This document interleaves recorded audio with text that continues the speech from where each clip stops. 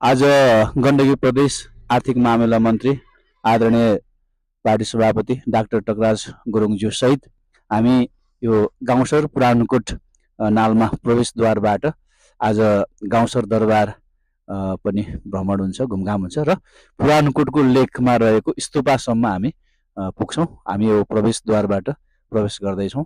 अब मन्त्रीज्यू सहित हाम्रो विद्यार्थी नेता सहित सबै हाम्रो यो बाटोबाट प्रस्थान गर्दैछौँ। गरिदिनु बन्द गरिदिनु। त्यो चोटपटक देखेन तर त्यसले चाहिँ निचारेको अरे गाडी तर के हिसाबले त आफूले लेखिँदै हिँडेछ चियरको चाहिँ उयो गरेर हिँड्दै हिँडेको क्रममा चाहिँ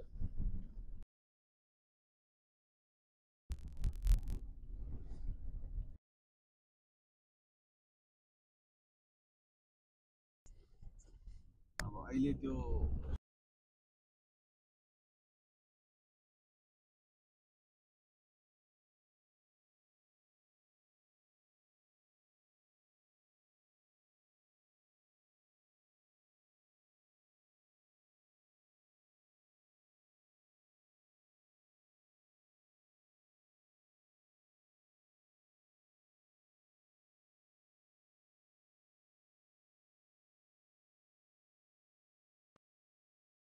आइपुगेका छौँ। बेसारतिरको मान्छे त व्यापारी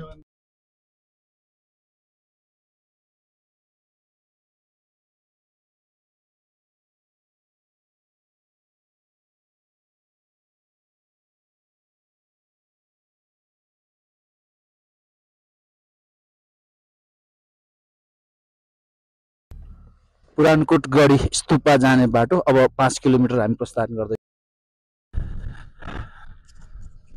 हामी अहिले पुरानकोटको गढी लेक अब चण्डी मन्दिर आसपासमा पुगेका छौँ। अब चण्डी मन्दिर आइपुग्यो लगभग।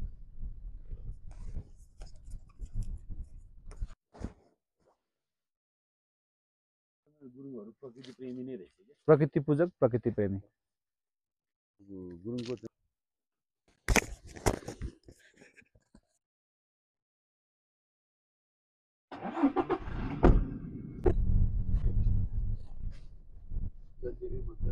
जलदेवी मन्दिर यो यहाँ चिलाउने रुख हो। यो चिलाउने रुख हो। ल गयो यहाँ त ठुलो पञ्चबली लाग्छ। त चोखिहाल्यो नि चोखिहाल्यो खोजिहाल्छ नि। दुःखको बेला छ कि छैन पछि बसेर भन्ने हुन्छ। दुःखको बेला साथ दिएन भन्ने हुन्छ। सुरुमा म आफै बोकेँ होइन।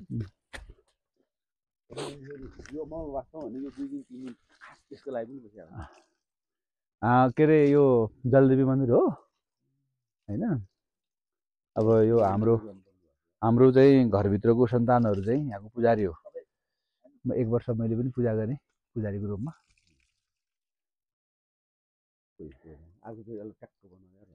यो ठाउँ एरिया अब तपाईँ पहिलोपटक आउनु भएको छ। अब देवीको आशीर्वाद रहोस् तपाईँलाई। अब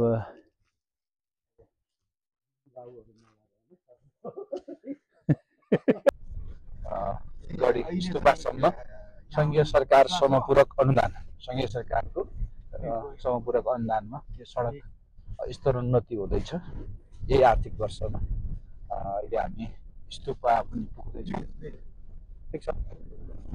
पूजा हुन्छ नि त्यो त राँगोदेखि लिएर पूजाको सामग्रीदेखि लिएर खर्चपत्र सबै राज्यले बिहोर्ने हो नि। यो त पुरोहित र पुजारी जाम। अब मौला 2000 भन्दा माथि भन्छ।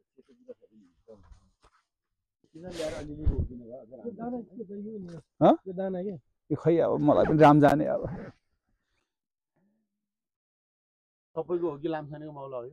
होइन सबैको हो नि यो। मौला छुट्टै हुन्छ कि होइन। मौला देवी चाहिँ सबैले हो। तर यहाँको पुजारी चाहिँ फेरि के हो यहाँको चाहिँ होइन त्यो कोके हो यहाँको कोमेहरू हो कि है। त्यसो अब होइन तपाईँको मामाली कोकेहरूको किलो थलो नै यही त हो नि। हो।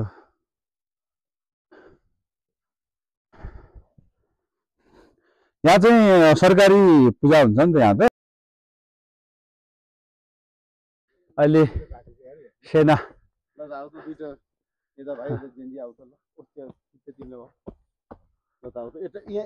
शुद्ध सेनाको आफ्नो मेहनत परिश्रम सेनाले सहयोग गरेको हो नि त यो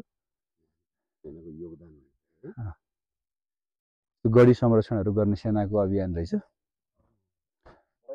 ल थाहा हो स्तरोन्नति पहिला ब्याकग्राउन्ड भनेर भनौँ है यो पुरानकोटको गढी अब हामीले सानैबाट राजाको दरबार भनेर सुन्ने गरेको हो यो पहिला भग्नावशेषको रूपमा थियो हाल यो सेनाको चण्डीप्रसाद गणले चाहिँ यसको पुनर्निर्माण गरेको छ यसको स्तरोन्नति गरेको छ यसलाई अहिले आधुनिक ढङ्गबाट यसको स्तरोन्नति भएको छ चण्डीप्रसाद गण नेपाली सेनालाई हार्दिकतापूर्वक धेरै धेरै धन्यवाद पनि छ र यसमा के लेखिएको छ भने रक्षा नै धर्म श्री चण्डीप्रसाद गण श्री स्वारा ब्यारेक लमजुङ पुरानोकोट गढीको स्तरोन्नति नेपाली सेना शीघ्र प्रभावी आयोजना क्युआइपी 2081 अन्तर्गत श्री पश्चिम पृतनापति उपरथी श्री मधुकर सिंह कार्कीज्यूको परिकल्पना तथा मार्ग निर्देशन श्री नम्बर 3 वाहिनीपति सहायक रथी श्री अमृत काजी गुरुङज्यूको पहलता र श्री चण्डीप्रसाद गणका गणपति प्रमुख सेनानी श्री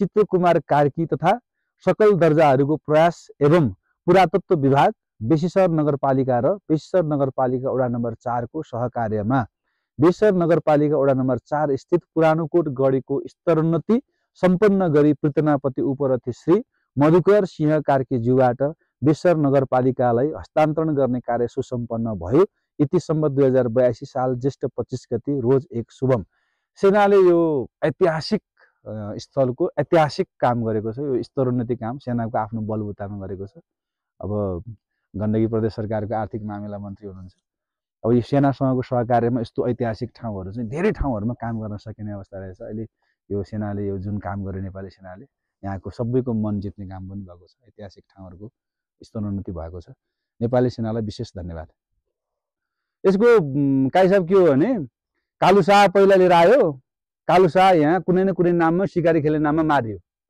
त्यसपछि फेरि यसो ब्रह्म शाह लिएर आयो हैन यसो ब्रह्म शाह लिएर आएर राखेको ठाउँ यही हो नि त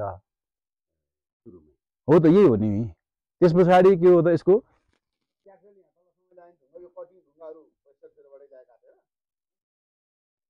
हजुर यो ढुङ्गा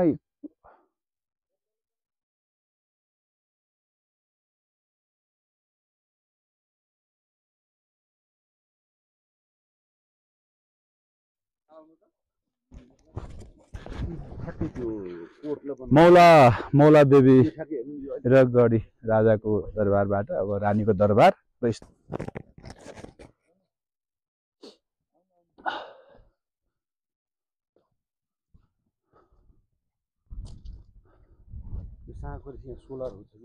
छैन सोलर छैन अब बत्ती ल्याउने काम चाहिँ भएको छ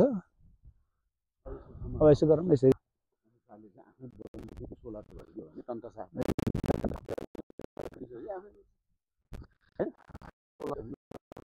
अब तपाईँ यहाँबाट हेर्नुहोस् होइन त्यो तुर्लुङकोट भयो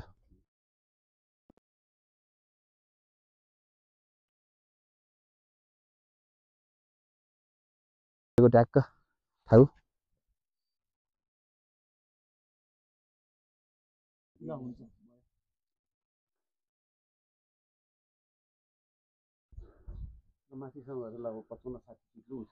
थाहा निकै छ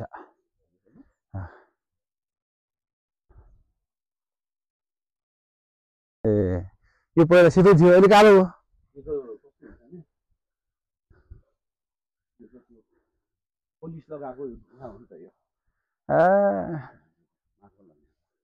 पछिल्लो सरकारमा चाहिँ सङ्घीय सरकारले भ्युटारहरूमा लगानी नगर्ने पैसा नहाल्ने कार्यक्रम आयो त्यस पछाडि यो तलको हाइट बढी छ नि स्तूपा भेगेन हाइट बढी छ नि तलको स्ट्रक्चर चाहिँ नि यो के को लागि हो यो भ्युटारको लागि हो होइन कफी सप सहितको भ्यू थाहा हुन्छ अनि पछि चाहिँ त्यो सङ्घीय सरकारले यो 100वटा चाहिँ महत्त्वाकांक्षी स्तूपमा लाने काम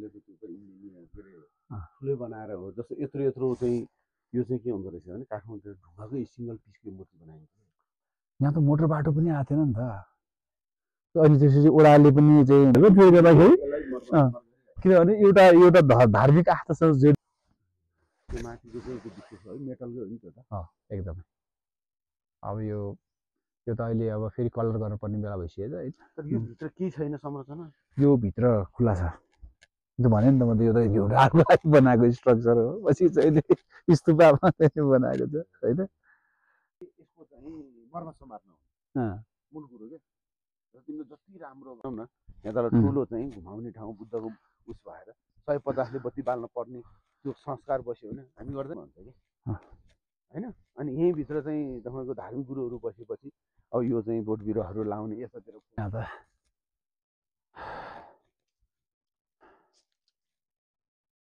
यो बैस आउनु पर्यो नि उसको सिजनमा यसैमा फुल्छ नि पक्कै फुल्छ यो चाहिँ ऐतिहासिक रानीको दरबार हो यो पुरानो कोटको यो पुरानो कोट हो नि त यो नेपालभरि गुरुङको कहाँ चाहिँ गोत्र र वंश भन्नुपर्छ भने सिका यही दरबार राजा आएपछि त होइन कहाँ पहिला देखि लिएर मान्छेको चाहिँ त्यो आयु बढाउन समेत अहिले कृत्रिम चाहिँ सूर्य बनाउँदैछ त्यो सबै एनल मिलाएर कुन कुन उसको पाठमा चाहिँ घाम कम लाग्छ हो त्यो पाठ सूर्यास्त होइन अब यहाँ यता लगलगै हुन्छ मैले तपाईँको सनसेट खतरा हान्थेँ यतापट्टि जान्छ अहिले छुट्टै मजाको आनन्द यहाँ छुट्टै घमले छुट्ने त्यो थारहरूको टोली यहाँ आएर बस्ने सबै भयो नि त